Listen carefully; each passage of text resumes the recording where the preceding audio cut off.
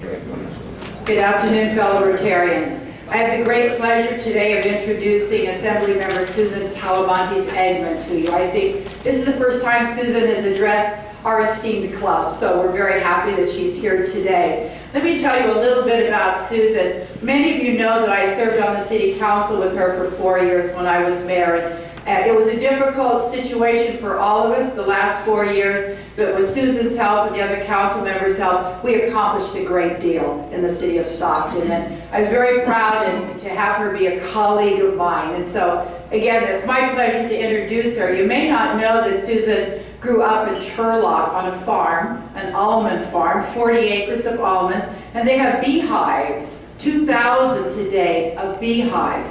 So Susan's deeply rooted in agriculture in our area, and in fact serves as chair of the Agricultural Committee in the Assembly. But after high school, she joined the Army and was a medic for her 4 years. 4 years in the Army.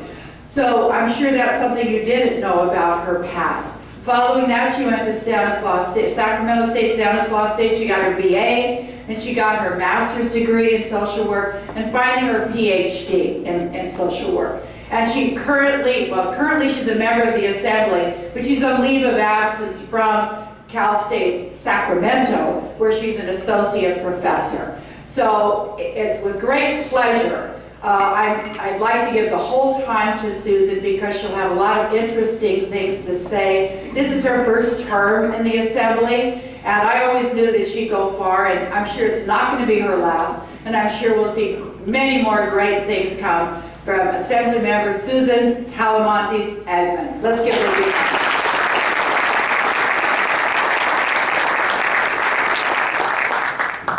Good afternoon, everybody. And it is my pleasure to speak to you today, and it is also my pleasure and honor to serve you in the State Assembly. And I was going to talk a little bit about what Ann talked about, because so I'm a freshman, and let me just say I feel pretty damn old to be a freshman. But regardless, it is my first term in the Assembly, and I don't know if it's a gender issue, or I'm sure we all do this to some level. But, you know, I mean, when you run for an office, I mean, you really kind of have to put yourself out there and really want something. It's like applying for a job for 2 years, basically. So there's a part of you that says, I really want to do this, I really want to serve the people. And then there's another part of you, part of me anyway, that says, am I capable? Do I really have the capacity to do this? Would there somebody be better than I to do this role? So during my first 6-7 months now, I've given a lot of thought and reflection to that as I've kind of traversed Sacramento. And I think what I have come to is that, and probably for all of us who feel this way, my entire life, I think, has prepared me to be where I am now. So I graduated, come from our farm family, graduated from Turlock High, and went into the military. So anyone who served in the military, you know that coming from a small agriculture city like Turlock, all of a sudden you find yourself serving for developmental years of your life, 18 to 23, with an incredibly diverse group of people from all over the country, in a way that you really either have to find ways to work together, you know, with folks from inner city Chicago, New York, Deep South, Midwest. Find ways to work together to get a job done with every kind of diversity you can think of. So that really, I think, instilled in me the ability, hopefully, to want to work with people, and also the ability to work as a team. Because I think being able to be a good team player is important. When I got out, as Ann said, I got my bachelor's degree in psychology. And I don't know if it's a bragging right or just a crazy farming work ethic. But through all 3 of my degrees, I never took out a student loan. I worked the whole time. So I worked, when I first got out, as a drug and alcohol counselor at a long-term therapeutic community, which is kind of very old school, kind of in your face.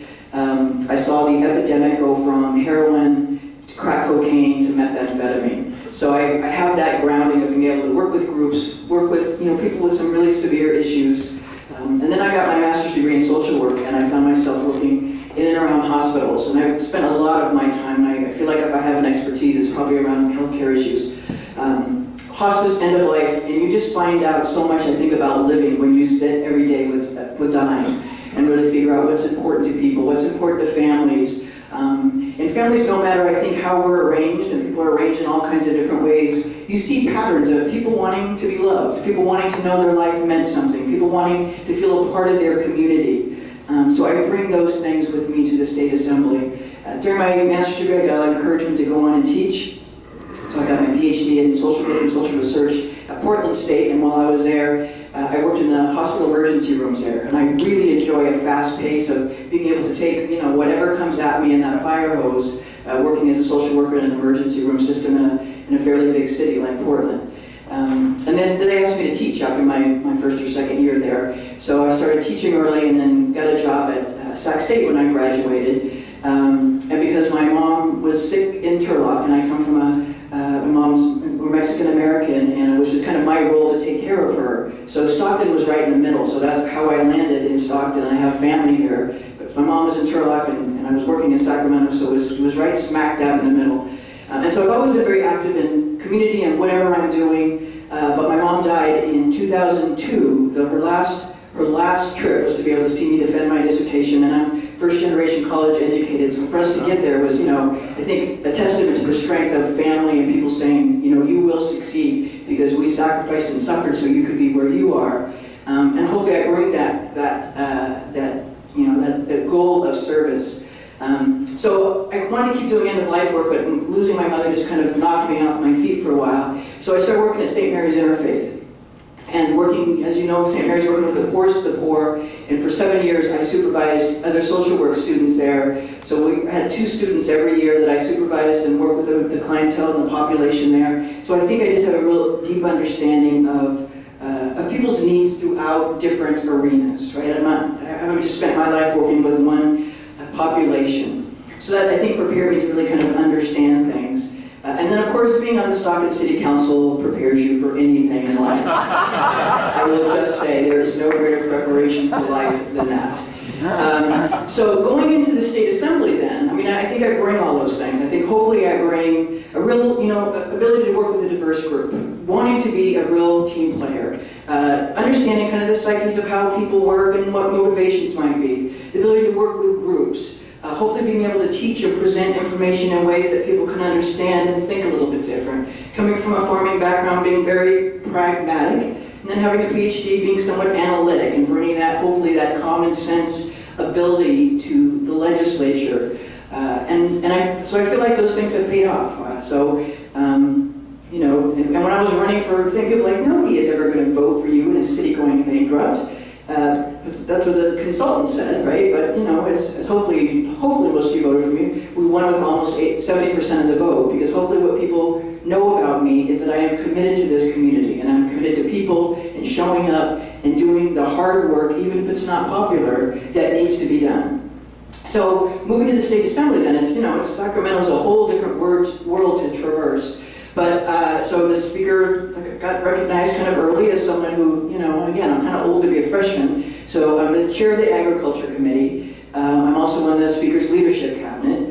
I serve also on the Veterans Committee. I serve on Business and Professionals, which is doing a lot right now. Anybody who's got a license through the state, all of that comes to us. It's probably my favorite policy committee. And then I serve on Appropriations, where you get a really wide breadth of everything kind of comes through you that has anything to do with money. So it has been incredibly exciting, and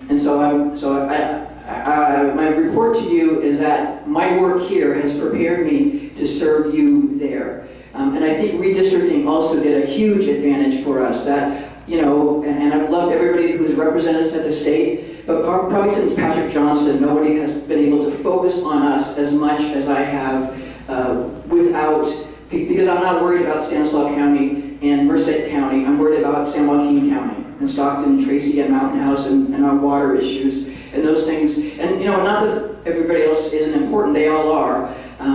But I think for a long time there has been, and there continues to be, 2 Californias. There is the coastal part, who do very well on a lot of things, and then there's Central California, who has huge disparities in education, in healthcare, in economics, in poverty, all of those things. So I think to be able to have somebody who brings a wide breadth of experience to the conversation and is not working with drug addicts for a long time, I really learned that people respect and expect you to call bullshit when bullshit is present. So I will, quickly throw out that card when I think something is not fair or somebody's not telling the truth or that our voice just isn't heard. And Los Angeles is so big, they have so many of them down there. Sometimes it's hard to have your voice heard above those. So hopefully moving into some positions where I have a little bit of leverage helps us, I think.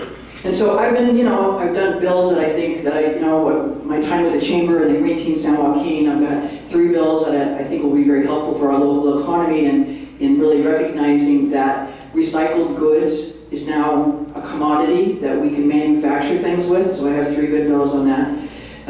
But I have found that it's not just the bills, because at the end of the day, people don't really remember the bills you do. At the end of the day, I think people remember how you've been able to represent your district. And some of the things, one of the first things I did when I got in, because we had this horrible water hyacinth problem, was to ask for a meeting with Secretary Laird, who's the Secretary of Natural Resources, and say, we have this terrible problem with a water hyacinth, and it's because the state and the feds have not been able to communicate. And because we end up spraying too late, we don't get the permits to spray for it. So hopefully you noticed this year we were able to get the permit April 1st. We sprayed, we have no water hyacinth this year, and we got it for 5 years.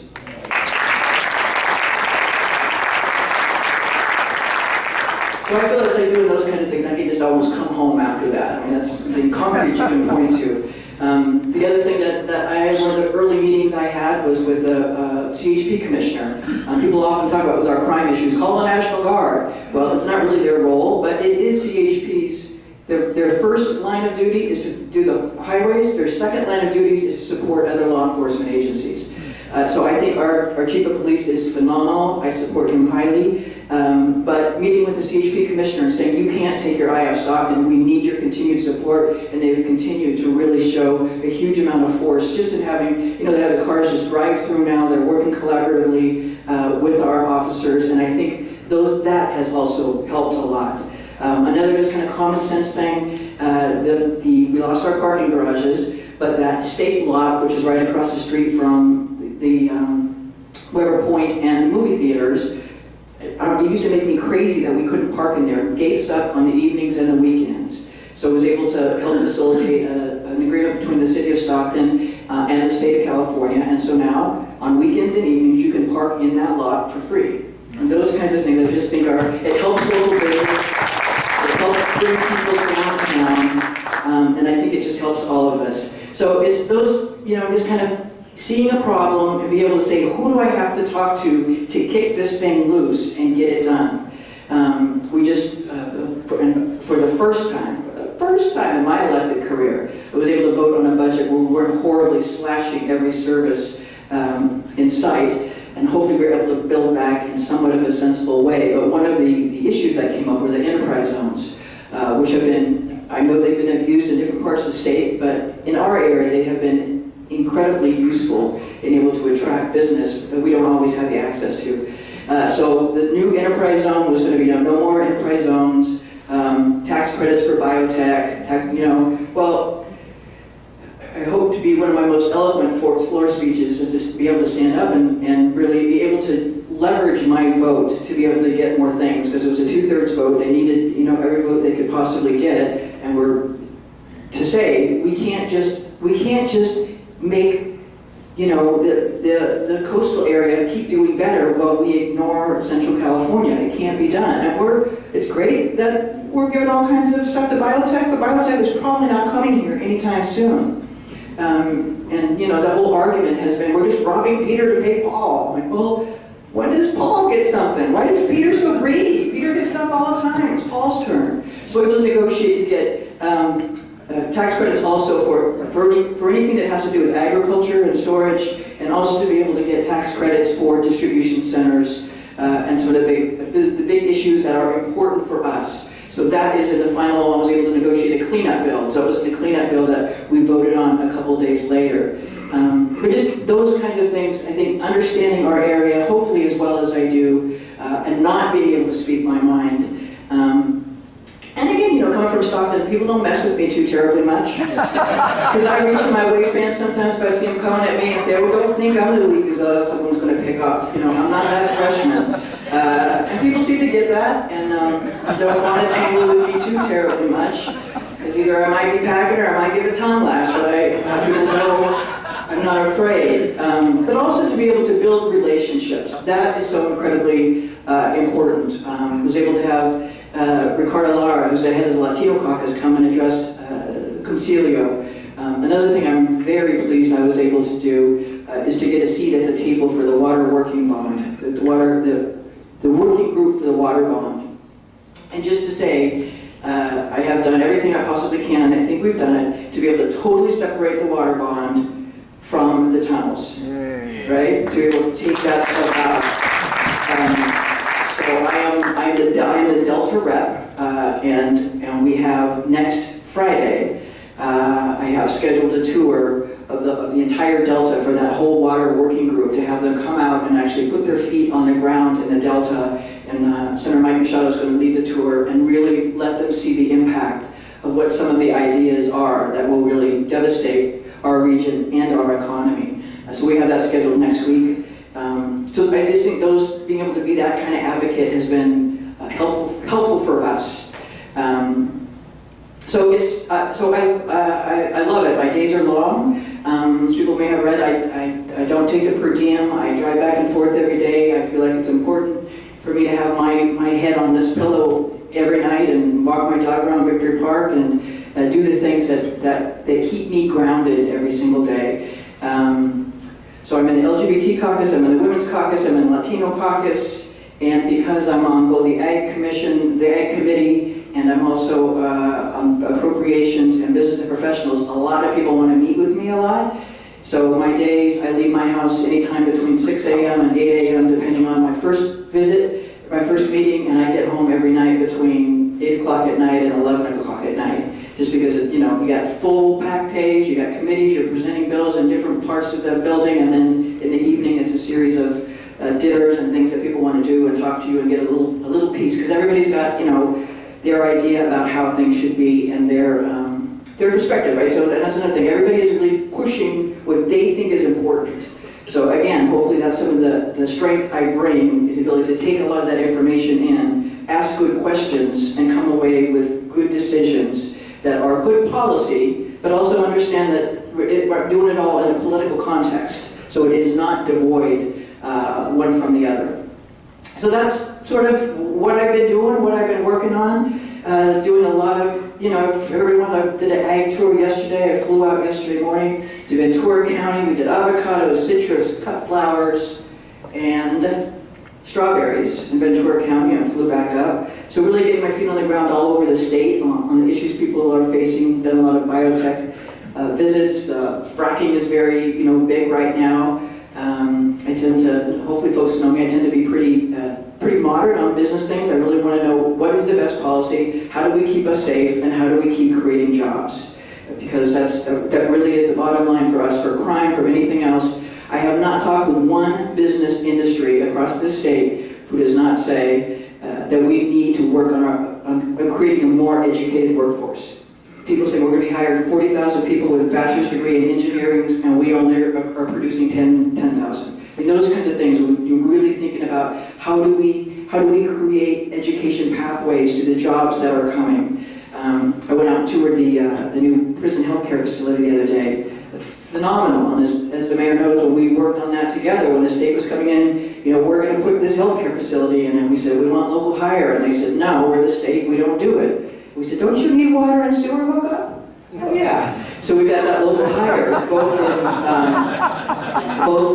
was over 2,500 jobs for construction, and when they're fully staffed up, they'll have over 3,000 jobs out there. And not all of them will come from this area, but a lot of them. When I was touring it the other day, I saw some of my former social work students out there working. And so those kinds of things, right? So now we have the Delta Community College is doing a psych tech program. CSU is kind of beefing up to do a second RN program. Stockton Unified School District is doing a pathways for healthcare education, high school. Those kinds of things just make good sense. And it's where I think our future is going. I think the focus on ag, I think we're going to have more agritourism. I think we are going to have some more biotech, small manufacturing, healthcare education. Another thing we did, I don't know if anybody was there, we did Covered California Town Hall last Friday. And again, Sacramento said they wanted to do a Covered California Town Hall in Fresno, and they wanted to do one in Sacramento, and that would cover the valley. And I said, oh, hell no. We want one in Stockton, and so they relented. We came out and we had over I think close to 350 people out there who would not have been driving to Sacramento and Fresno for that same information. And again, some people think healthcare reform went too far, some people think it didn't go far enough, but we are where we are right now, and we need to make it work, and we make it work by really being able to leverage what we have and having more people involved in the pool. People have heard me say this, and I'll shut up after this, but on June 14th, when we were voting on the budget, I got a text from my partner who said her sister was feeling ill and she had to take her to the hospital. And both of us at the same time said, oh my God, she doesn't have health care. And so her only option was the ER. And so within a period of 3 days, she had been diagnosed with an incredibly aggressive terminal end-stage cancer that we have been dealing with since that time. And nobody in this state, nobody in this country, I don't think, should have to worry about, oh my God, how do we pay for it? What do we have to sell to be able to qualify for Medi-Cal? For someone who's been a small business owner her entire life, a hairdresser, but didn't have health care insurance. That shouldn't be. And the more we can sign up into this pool, the more leverage we have, the better it's going to be for our entire healthcare industry, as well as for everyday people being able to have access, so it doesn't end up, you don't catch something at the end of your life, you catch it early on with more preventative care. So that's kind of my little shtick, where I think I'm going, what I think I'm doing. The new thing of term limits, I have the potential to serve for 12 years. If this gig works out, people are in Sacramento very excited about our 12 years, and I keep reminding everybody it's 2 years at a time. The voters have to invite you to go back again.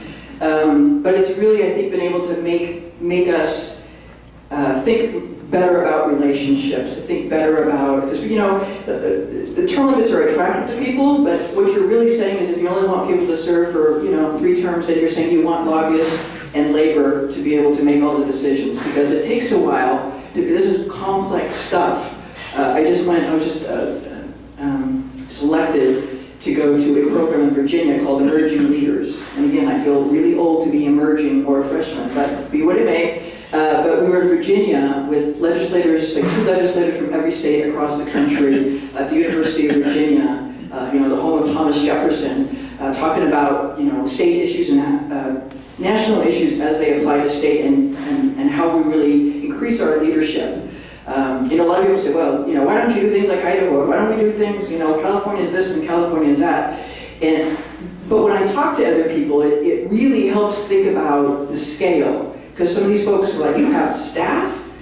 Yeah, we have staff. Or, you're year-round? Yeah, we're year-round. But I would say to them, how many people do you represent? They're like, 1,300. I represent 500,000, right? I mean, California is a big, massive state. And when you think about, I spoke somewhere the other day and someone said, why don't we have more, easier to carry concealed weapon? Or, and I think, we are such a big state, and to get consensus about things it's a very different beast to govern than it is to govern Idaho or Montana. They're just very different beasts. But it's fascinating. I feel up to the challenge. Again, it is my honor to serve you in the state, and I hope I do a good job. I have a great staff. I think I have the best staff in the building, both here in the district and in Sacramento. I have always thought, I hope whatever legacy I leave, hopefully it'll be that I was a good public servant, but that I also focused a lot on leadership development in the next generation. Leah Gowers is with me, was one of my former students. She's here in the district. I have Gustavo Medina, who is one of my students. Also, and he's with me in Sacramento. But really being able to say it's not enough for any of us to achieve a certain level of power if we're not willing to share it, to give it back, to teach others how to be good public servants, how to be real servant leaders, and let people know you and have a relationship with people so that we all really do become more of a integrated society and really look out for all of us. So that's my remarks, and I'm glad to answer questions. Yes, sir. This is sort of a crossover question on both your medical and water expertise. I just saw an article recently about West Nile and the digging of the tunnels. Chris, use the mic. Start over. This is sort of a crossover question on both medical and water issues, because I saw an article recently on West Nile and the digging and the potential for harm that is. Wasn't the penal institutions. I think that somebody was suing to move the. We can't move all the citizens, but we're going to move the people in the prisons. But what do you know about that? Yeah, well, I think it's just another example of the tunnels not being based on good science. And I think it's another example of, that being more of a political move than a scientific or logical move. And I think that's just one more piece of evidence that we use and we collect to say why they are a very bad idea to do the tunnels of that kind of scale right through the middle. Yes? Hold on. I'm not working. Hi, How are you? I'm doing all right. How are you? Doing well, thank you. I'm curious your perspective and stance on this unfunded, gaping black hole we have when it comes to the pension and retirement liability, both locally on a statewide basis, and what you're recommending we do to try and nip this and move past it.